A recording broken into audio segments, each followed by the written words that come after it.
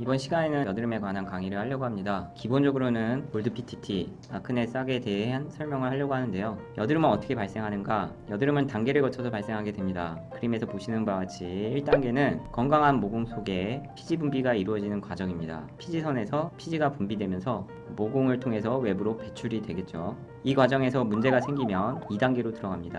2단계는 모공 주위가 막히거나 피지가 과다 분비되면서 피지 배출이 되지 않는 그런 상황에서 안에 쌓이게 되는 단계겠죠. 이 단계가 흔히 화이트헤드, 블랙헤드라고 통칭하는 면포 형성 단계가 됩니다. 그리고 이 단계에서 더 진행하게 되면 3단계가 됩니다. 3단계가 되면 막히고 쌓인 피지를 통해 여드름균이라고 하는 세균이 침범하게 되고 압통 또는 붓기 이런 증상들이 초래하게 되는 단계가 됩니다. 그리고 이때를 우리는 여드름이 생겼다라고 말하게 되는 것이죠. 그래서 이 과정을 조금 더 자세하게 정리해보면 이렇습니다. 여드름의 원인은 크게 세 가지로 분류가 됩니다. 첫 번째는 피지가 과다에 분비되는 경우는 보시는 대로 선천적으로 피지가 많은 경우, 흔히 지성 피부라고 불리는 경우나 또는 사춘기 때는 호르몬에 의해서 피지가 과다 분비가 많이 되죠. 또 우리가 스트레스를 많이 받게 되면 피지 분비가 많아집니다. 여자의 경우에는 생리기간이나 임신과 같은 여성 호르몬의 변화가 있는 시기, 이런 시기가 피지 과다 분비에 영향을 미치고 이로 인해서 여드름이 발생되게 됩니다. 두 번째, 모공 주위가 막히는 경우는 잘못된 화장으로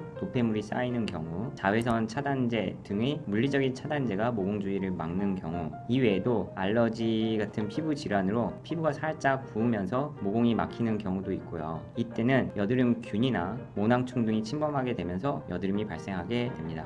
이 두 가지 큰 원인 외에도 약물이라든지 아니면은 술, 담배, 잘못된 세안법도 여드름 발생의 원인이 되니까 이런 것들도 여러분들이 꼭 알고 계시길 바랍니다. 이런 여드름은 제가 앞서 말씀드린 것에 덧붙여 몇 단계를 거쳐서 진화하게 됩니다. 우선 정상 모낭에서 피지가 분비가 되면서 모공 주위로 쌓이게 되는데, 이렇게 피지가 원활히 배출되지 못하고 쌓이는 단계를 면포라고 합니다. 이렇게 모공이 막힌 상태에서 피지가 쌓이게 되는 걸 폐쇄성 면포, 그리고 영어로는 화이트 헤드라고 하고요. 실질적으로 이런 식으로 보이죠. 안에 어떤 피지가 있는 것처럼 보이는 경우, 이런 경우가 화이트 헤드라고 보시면 되고요. 반면에 모공이 열린 상태에서 피지가 쌓이는 경우, 모공이 열리게 되면 이 피지가 외부랑 열려져 있기 때문에 산화작용을 통해서 위가 검맣게 된다 그랬죠. 그래서 열려 있다라고 해서 개방성 면포라고 하고요. 까맣게 보이기 때문에 블랙헤드라고 얘기를 하죠. 사진으로 보면 이렇게 보인다고 보시면 됩니다. 이런 면포 단계에서 여드름균이 침범하고 감염이 지속되거나 심화되면 부진이나 용포 등의 단계를 거치게 되는데, 여기서 더 진전하게 되면 결절이 되게 됩니다.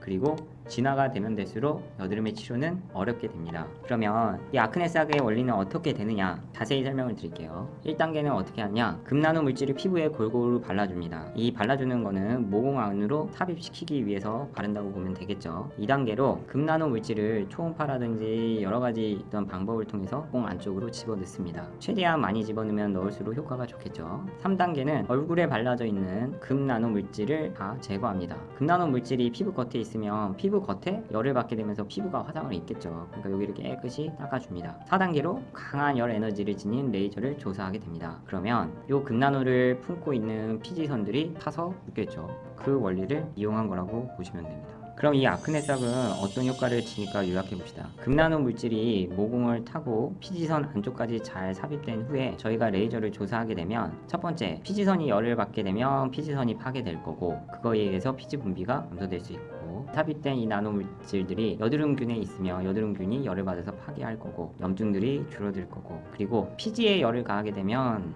피지가 부드러워지면서 모공 배출이 원활해지겠죠. 제가 맨 마지막으로 총정리합니다. 아크네 싹은 금나노 물질을 이용해서 진행하는 레이저 시술로 효과는 여드름균 파괴, 피지선 파괴를 통한 피지 분비 감소, 피지의 모공 배출 원활 등의 효과를 지닌다고 보시면 됩니다. 이러한 다양한 효과를 지니기에 중등도 여드름 고객에게 아주 좋은 치료 방법입니다.